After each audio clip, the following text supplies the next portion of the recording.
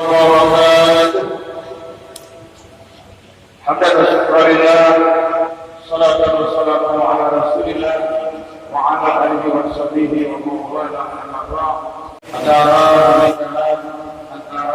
area Muhammad bin Teguh Yahya Udin dengan radio ini Teguh Abdul Malik, insyaallah semoga berjaya. Mengawali acara pertama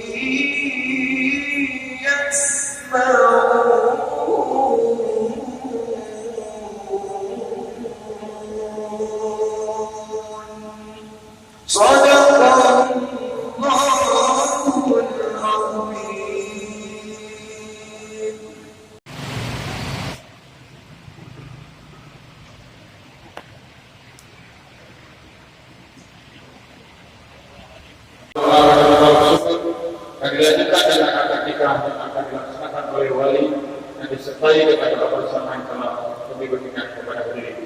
Sebelumnya aku minta kesedihan Tuku Ayub untuk سيدنا محمد كما صليت على سيدنا إبراهيم وعلى آل سيدنا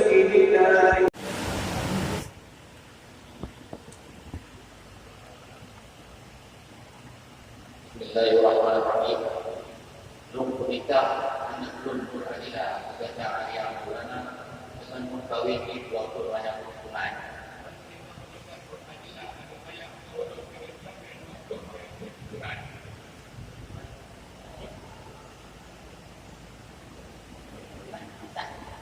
Alhamdulillah sah.